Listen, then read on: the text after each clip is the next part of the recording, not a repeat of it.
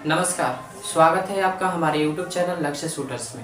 मैं लक्ष्य यागी आप सभी का अपने YouTube चैनल में स्वागत करता हूं और मुझे विश्वास है कि आप लोग पीछे का वीडियोस जरूर देखे होंगे और रिवीजन भी किए होंगे। आज के जो वीडियोस हम लोग देख रहे हैं वो मॉडर्न हिस्ट्री से ही है, लेकिन हमारा 5th क्लास रहेगा। ये आज के जो हमारे क्लास है, क्लास नंबर 5 है। हम लोगों ने क्लास नंबर 1, क्लास नंबर 2, 3, 4, 5 नहीं 4 तक देख लिया है, ऑलरेडी देख चुके हैं। अगर आप लोगों में से कोई भी ऐसा है जो कि हमारे वीडियोस को पूरा नहीं देखा है तो पीछे जाए और देख सकते हैं, क्योंकि मॉडर्न हिस्ट्री जो होता है यूपी पुलिस के लिए और प्रेजेंट टाइम में बिहार पुलिस के लिए बहुत ही अनुदानित है, मतलब ये ज़्यादा नंबर उठाता है। अभी तो फिलहाल देखते हैं हम लोग कि जो उत्तर प्रदेश पुलिस है उसमें मॉडर्न हिस्ट्री से ज़्यादा पूछा गया था।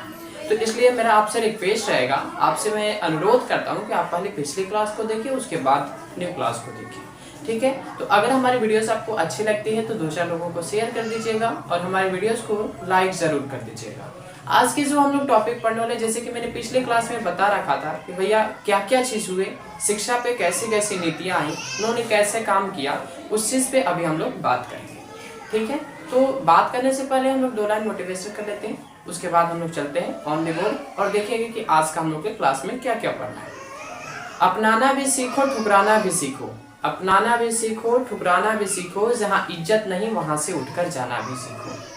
अब आते हैं हम लोग बोर्ड पे और बोर्ड को पढ़ते हैं। बोर्ड पे क्या मैंने लिखा है, सबसे पहला पॉइंट मैंने लिखा है 1781 में, यानी कि हिंदी बोले तो 1781 में वारेन हेस्टी यानी जो कि अंग्रेज था के द्वारा सबसे पहले कलकत्ता और मद्रास की स्थापना की गई थी। अब आप एक प्रश्न मुझसे डाल सकते हैं, आप मेरे कमेंट में कि सर मद्रास और कोलकाता की स्थापना तो पहले से हो गई थी, भैया शहर की स्थापना नहीं हुई थी, उसे मतलब एक कह सकते हैं ग्रामीण टाइप का हुआ था और इसने क्या किया, शहर बनाया। जाहिर सी बात है भैया, जहाँ यूनिवर्सिटी रहने वाली है वो बड़ा होगा तभी तो आखिर हो सकता है ना। तो इसने क्या किया, सबसे पहले इन लोगों ने कोलकाता और मद्रास को, मद्रास में प्रेजेंट टाइम चेन्नई को कहा जा रहा है, प्रेजेंट टाइम में अभी ये चेन्नई के नाम से जाना जाता है, तो वहां पे क्या हुआ कि इसने शहर की स्थापना की।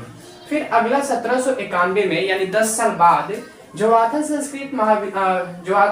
संस्कृत विद्यालय की स्थापना बनारस में की गई। आज वही प्रेजेंट टाइम में कह सकते हैं बीएचयू के नाम से जाना जाता है, यानी बनारस हिंदू यूनिवर्सिटी के नाम से जाना जाता है। देखिए बनारस हिंदू यूनिवर्सिटी बीएचयू नाम बेशक है, उसमें मुस्लिम भी पढ़ते हैं, बाइकास्ट मत करिएगा कि सिर्फ वहाँ पे हिंदू ही पढ़ते होंगे, ऐसा बात नहीं है।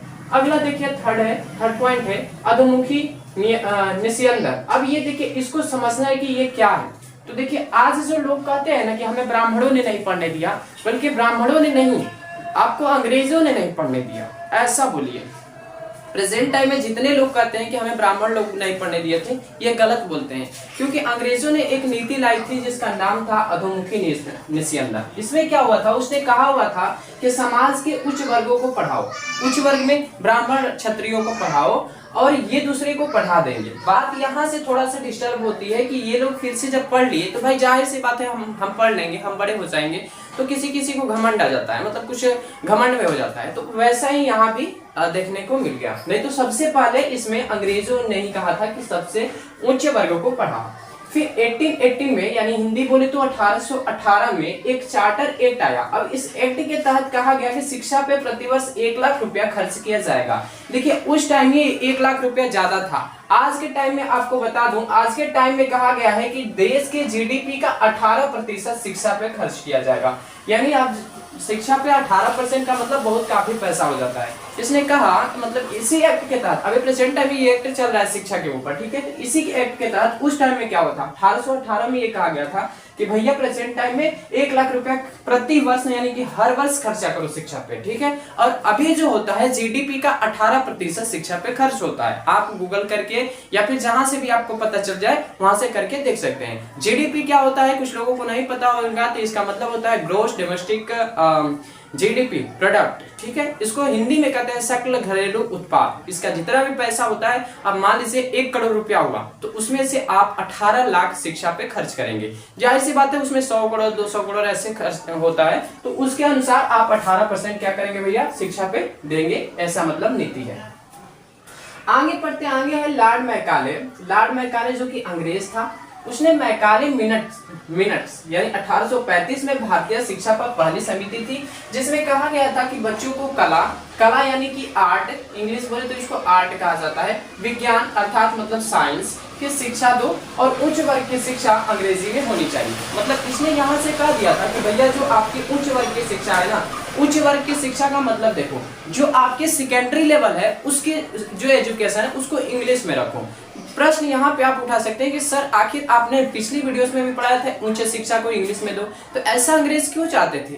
भैया वो लोग सिर्फ स्पीकिंग जो करते थे, अर्थात वो लोग समझ या फिर जो बोल पाते थे ओनली फॉर इंग्लिश लैंग्वेज बोल पाते थे, तो इसलिए वो लोग लाचार थे, हिंदी उन्हें आती नहीं थी। और भारतीय जो थे हिंदी ही बोलते थे, वो लोग प्रॉब्लम में हो जाते थे कि भैया अगर हम लोग हिंदी बोलेंगे, सब लोग हिंदी जानेगा तो दिक्कत हो जाएगा ना, ऐसे कौन लेगा, मतलब कौन समझेगा, किसको हम लोग सामान सप्लाई करेंगे, कितना पैसा मिलता है, ये सब तो हम लोग नहीं जान पाएंगे। तो इसलिए उसने सबसे अच्छा नीति अपनाया कि जो शिक्षा होगा सेकेंडरी लेवल का या जो हायर लेवल की शिक्षा होगी वो इंग्लिश कर दी गई। ठीक है, अब एक और आता है डलहौजी। ठीक है, डलहौजी ने चार्ल्स वुड की अध्यक्षता में, चार्ल्स वुड एक पर्सन की नाम है, एक व्यक्ति की नाम है, जिनकी अध्यक्षता में वुड डिस्पैच की नीति 1854 में लाया और इसी को भारतीय शिक्षा की मैग्ना कार्टा कहा गया। अब ये मैं अगली वीडियोस में बताऊंगा जब बात करूंगा मैग्ना कार्टा के बारे में कि आखिर इसको मैग्ना कार्टा क्यों कहा गया था, इस चीज को मैं अगली वीडियोस में बताऊंगा। ठीक है, इस वीडियोस में नहीं। अब देखिए यहाँ पे मैग्ना कार्टा कहा गया और इस समिति में पहली बार महिलाओं को शिक्षित करने की बात की गई। इसी महिला में मतलब कहने का है कि आपसे अगर ये कोई पूछता है कि सबसे पहले महिलाओं को शिक्षित करने की बात किसमें कही गई थी, तो आप बता सकते हैं कि सर डिस्पैच की नीति आई थी, जिसको लाने वाला कौन था? डलहौजी था। उसने कहा था कि महिलाओं को शिक्षित करो और साथ ही साथ में ये शिक्षा कैसी होनी चाहिए? धर्म निरपेक्ष की शिक्षा होनी चाहिए। कोई भी धर्म के ऊपर शिक्षा नहीं दे सकता है, उसकी शिक्षा कैसी रहनी चाहिए भैया? धर्म निरपेक्ष रहनी चाहिए। इसने ये भी कहा कि प्राथमिक जो शिक्षा होगी वो मातृभाषा में होगी। अब मातृभाषा का मतलब क्या होता है? मातृभाषा का मतलब होता है जो आपकी मम्मी बोलती है उस लैंग्वेज में जो प्राथमिक शिक्षा होगी, यानी 1 से 5 तक का, यानी क्लास 1 से लेकर क्लास 5 तक की जो लैंग्वेज रहेगी वो आपके मम्मी वाली लैंग्वेज रहेगी। और बाद में जाकर क्या हो जाएगी कि ये आपके सेकेंडरी लेवल में जब आप जाते हैं, मतलब जिसको आप मिडिल कहते हैं, मिडिल वाले में जब जाएंगे तो वहां से हो जाती है इंग्लिश।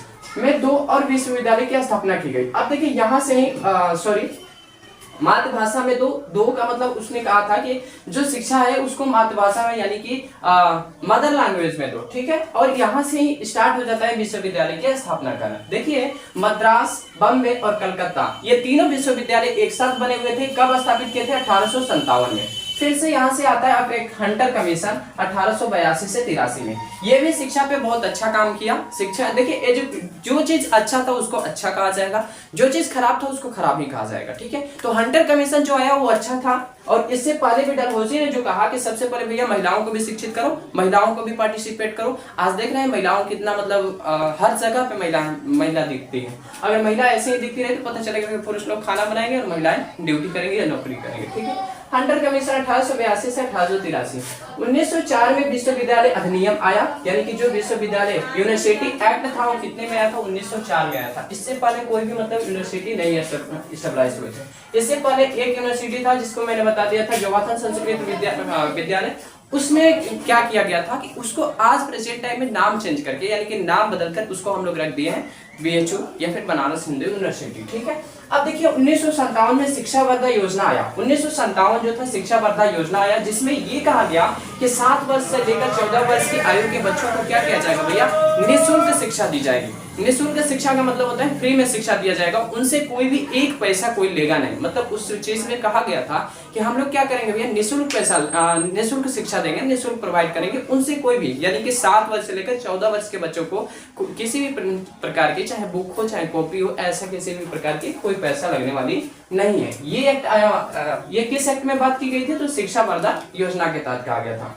अब देखिए, और ये जो बात कहा, जैसे कि मान लीजिए मैंने कहा गया था कि 7 से 14 वर्ष की आयु वाले बच्चे को फ्री शिक्षा दी जाएगी, तो ये कहने वाले कौन थे? महात्मा गांधी जी थे। सबसे पहले उन्हीं ने कहा था ऐसा बात को लागू करने के लिए। अब देखिए आजादी के बाद शिक्षा पर पहला कमीशन कौन सा था? देखिए ये तो आजादी से पहले हो गया, हंटर कमीशन जो था आपका आजादी से पहले हो गया था। आजादी के बाद आपका आता है कृष्ण आयोग, जो कि 1948 से लेकर 1949 के बीच में था। ठीक है, इसमें कहा गया कि शिक्षा को 3 भाग में बांट दो। देखिए यहाँ पे काट बांट देने का मतलब क्या होता है, खंड खंड कर दो, एजुकेशन को खंड खंड कर दो। जैसे मान लो कि स्कूल कर दो, फिर महाविद्यालय कर दो, नहीं स्कूल कर दो, फिर आप कॉलेज कर दो, और कॉलेज के बाद यूनिवर्सिटी कर दो। ठीक है, अब कहेंगे सर कॉलेज और यूनिवर्सिटी में अंतर क्या होता है? होता है अंतर। यूनिवर्सिटी होता है बी कॉम यूनिवर्सिटी, और कॉलेज होते हैं यूनिवर्सिटियों से अटैच रहते हैं। ठीक है, अब देखिए इसमें फिर से इसमें कहा गया था कि शिक्षा जो होगी समवर्ती सूची में होगी। समवर्ती सूची आपको मैंने पॉलिटी में पढ़ा रखा है, अगर नहीं पढ़े हैं तो आप पॉलिटी में सर्च मारे, पॉलिटी का क्लास नंबर 1 सर्च मारे, उसमें आपको अच्छे से समझ में आ जाएगा कि समवर्ती सूची क्या होती है और संघ क्या होता है और राज्य सूची क्या होती है। इन सभी पे मैंने डिटेल से वीडियोस बना दिया है। आई होप, मैं आशा करता हूँ कि ये वीडियोस आपको बहुत अच्छी लगी होगी। अगर आपको ये वीडियोस अच्छी लगती है तो प्लीज हमारे चैनल को सब्सक्राइब कर लीजिए, हमारे वीडियोस को लाइक कर दीजिएगा। मिलते हैं नेक्स्ट वीडियो के साथ, तब तक के लिए जय हिंद, जय भारत, जय हिंद।